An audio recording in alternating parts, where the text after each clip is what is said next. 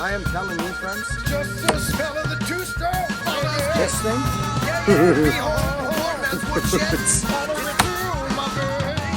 Okay, once again, this is the part of Mr. Buck and Billy Ray Smith that a lot of people don't know. They think of me as a tree-cutting, greasy wood bug dude, but you would be mistaken to think that I wasn't a bonsai green thumb, because I am. We planted this little shrub in here with this one at the same time. This guy here, I have not touched it. I think I may have done one or two prunings on it over the years. Friends, everything starts with a vision. Right down to the point of how you plant something and what direction you plant the main leader. See that one growing over the rock? But there's that little shrub I talked about. Just to separate, you know what I mean? Just to separate things. But now I've turned it into this guy, Mr. Bonsai. See this limb I'm holding on to right here? See this thing? I can literally use it to get down. It's so tough. That was that one right there. Okay, so that's what I done right there. Turn it into a bonsai, kind of a ball, you know, toof, toof, toof, toof, toof, tufts of green. That's what I think our fir trees need to be.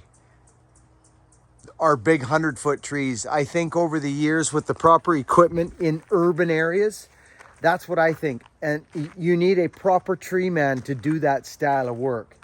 And what it is it's done over a period of, I would say, 20 years, 20 to 25 years, which is 3 seasons, 3 growth cuts every 7 to 8 years. So 30 years would create this thing that I'm talking about.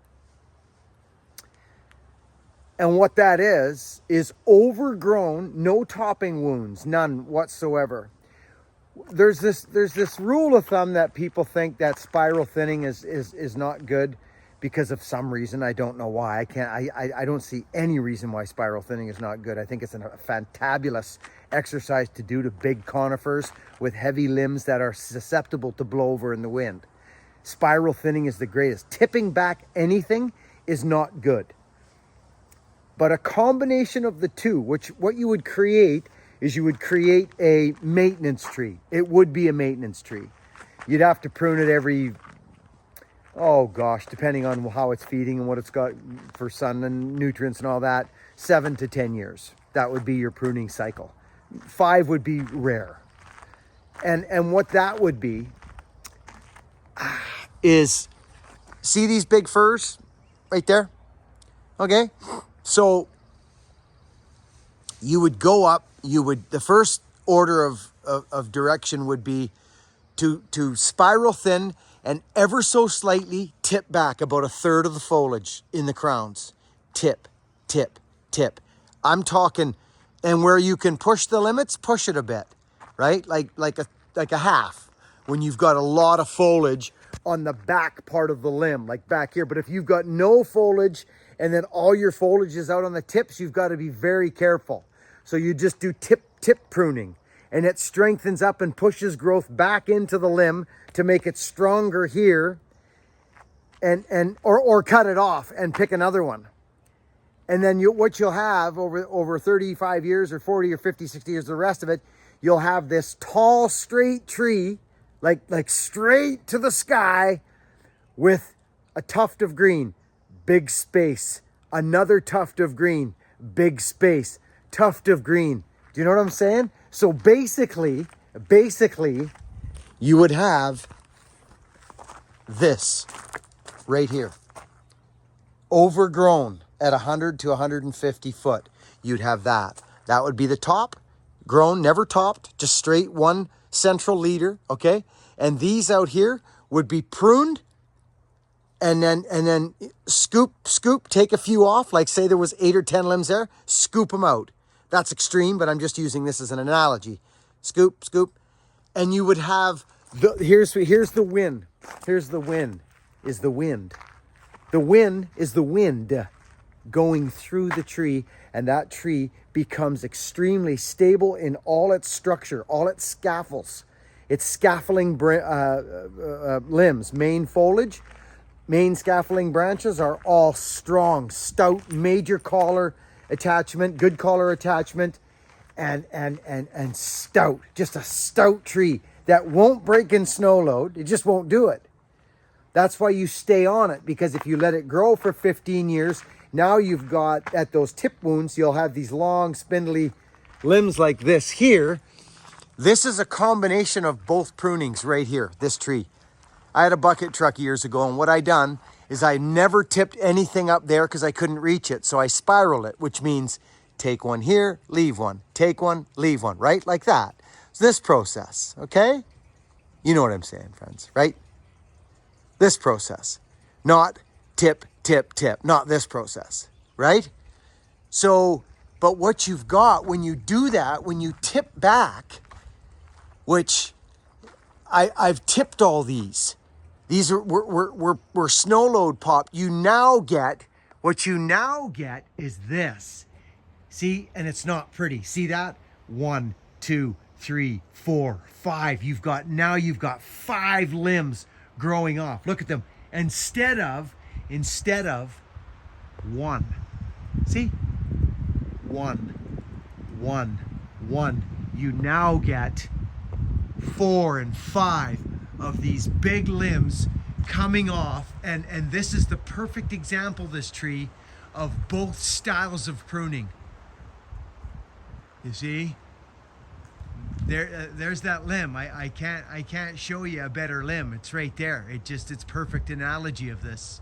And you can actually see, if you look up the tree, you see where I shaped it right here, and then when it gets to there, it's all just straight limbs.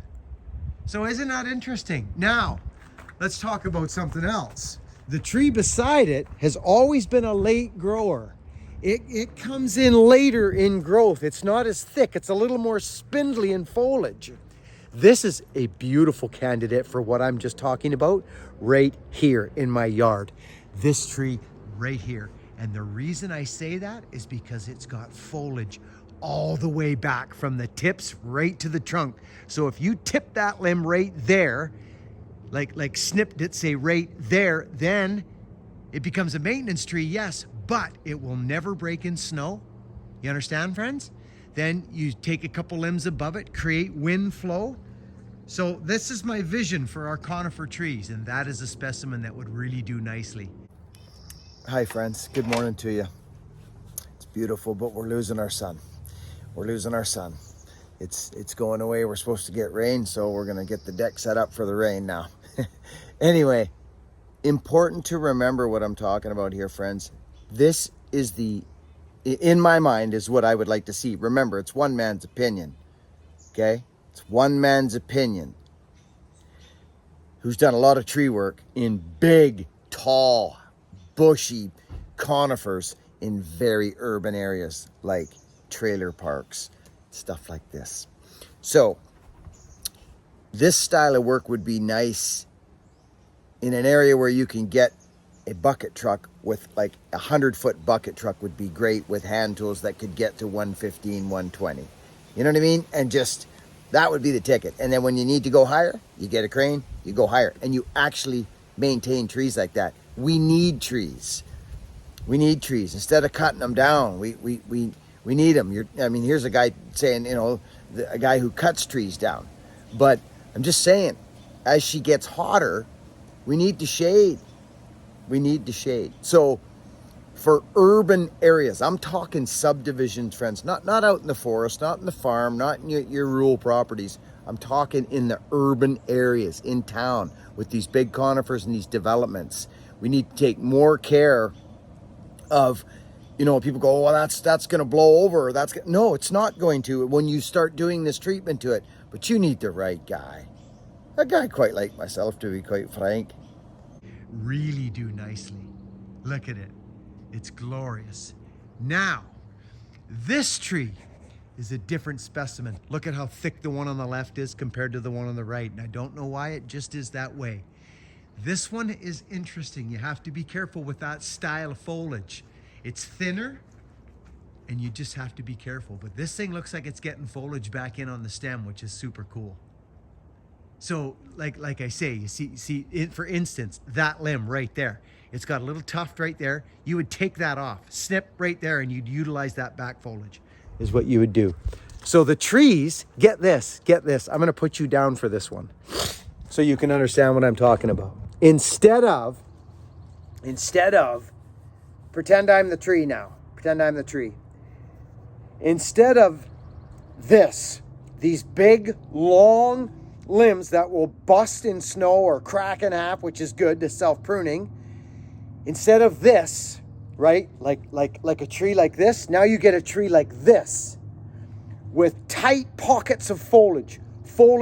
You get a topage of green, you get another piece of foliage here short, another one there, big spaces of air. Am I making sense, friends? I hope so, and I think I am. That's my vision for our trees in urban areas. It's my vision. No more topping, fellas. No more topping. It's crazy and stupid, actually. It is stupid. I hate to say that word, but it's stupid. If you're topping trees, you're doing a disservice to the tree, your customer, and the freaking planet in my mind. You just are. I topped a tree years ago when I first moved in here, 25 something years ago. And the reason I did it is because it had this crazy gnarly top. It went up like this, friends, and it went like a quick 45 and back up. I think it had been broken or topped previously, and it was right by my deck, right beside my deck. You can see it. It's right there. It's that tree. See how bulbous that is? So now that is a maintenance tree, but it's a bulb of green. That's the only tree that's ever been, well, mind you, this was many, many moons ago too, but it's totally a changed unit now. That's the tree that was topped. You see? But we've maintained all the green on it. See? There it is. But it was gnarly. It had a top that bent out and came over to the house, and I didn't want it. So here's our trees. The tree I talked about to you in the backyard is right there. It's beautiful. Like, I mean, it is a gorgeous, gorgeous tree. Look at the foliage. It goes right back into the stems. So the limbs are green all the way in. Okay? There's another tree that is just, it's thinner, but it's a nice tree. It separates the two properties. See, there's a house there. Isn't that nice? Yeah, those are big. They were topped many years ago and they recuperated. Now they've been spiraled thin last year. I got some footage of it. The boys were up in there spiral thinning those, and they did a wonderful job. They were right up in 4-inch wood. Those boys were right up in here. There was 2 or 3 climbers. See how spacious that is? See all the air in there they created? It's for wind. Okay, friends, we all know I'm not an artist, but I wanted to give you folks an idea. Okay, those trees that I'm just talking about now, I'm sitting in my house, there they are. It's blowing today, but you can see what I'm talking about, okay? There they are, just rocking around in the wind. Unfortunately, those were topped many years ago. That's actually one tree. That one there with the 3 or 4 tops is one tree, and so is that. There's only 2 trees there, but they were topped, and now you've got all these crazy stems. Those boys did a heck of a job in that tree. That's the service right there. So they're safer like that, believe it or not, or cabled if need. But anyways, let's get back on track. I was in, I think, Disneyland, and they had pine trees, big, tall pine trees in the parking lot. And I noticed trees wherever I go, and I saw this. The pines had just, this is awful example, but I think you understand what I'm talking about. But this cannot be done at once. It has to be done over years. And you slowly maintain this foliage and keep it tight and pushed in. So now the tree not only becomes narrower, this is quite a wide, big tree, a huge sail. It becomes narrower, and wind blows through all these gaps like crazy, but you have to maintain foliage. You've got to keep foliage in the tree. If you take too much foliage, you'll kill the sucker. That's why it's done over years. Hit it once, let a couple, 3, 4 years go, tree recoups, grows more foliage, more fresh growth, go back in, hit it again. This is in the beginning. Let 5 years, 7 years go by, hit it again. Do you see what I'm saying, friends? It's a vision because with more development going on, I've been wanting to do this video for a long time, friends. A long time. And this is one man's opinion. There's going to be people out there thinking, chop it in half or cut the limbs back in half. Doesn't matter. That's great. Thumbs up to you. This is my opinion from a fella who's been working in these trees for 25 years. And I've seen what they do. I've gone back now 3 times. 3 times in the same tree. Seen my pick marks. Seen my pruning marks. And seeing what a tree does. Because for every action, there's a reaction. That's why in all pruning books, they ask, why are you pruning the tree? What's the purpose to prune the tree? Some people just like to cut stuff. And they're creating more of a problem than anything. What's the reason? Talk to your customer. What are you trying to create here, sir or ma'am? Well, it's dark in here. Oh, okay, light. So you see what I'm saying? Come on, tree guys, let's talk to our people. Let them speak. Don't just come in and say, this is what you need to do your trees. Let them speak. Let them tell you what the reason is. What do they want? But this is my vision for these big, tall conifers in urban areas. I know this will work. And it creates work for the tree guy because it's a maintenance tree. They're healthy and they don't blow over. Fear is removed. It's great. Fantastic job. Now this here, see this? This is where the problem becomes in snow load and breakage.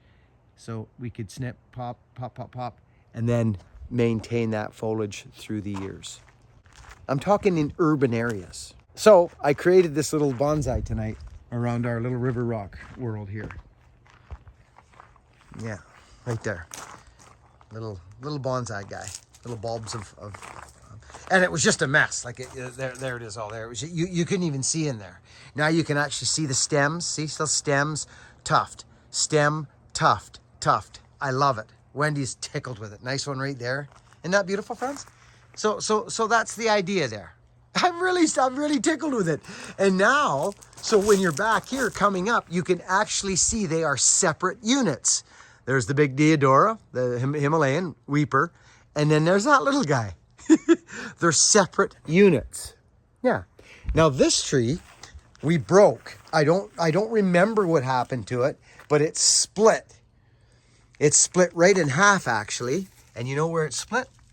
Right there. You can see it right there. It's split. And it grew back together, friends. I just tied it together with some landscape green tree tape, and it's phenomenal. Wendy was very upset. Trees are amazing, friends. They're like us. We have the same healing force, universe, healing powers of the universe as trees. Trees get smacked, they heal. But it's healing. We compartmentalize wounds. We compartmentalize sickness. The human body, I'm telling you, friends, I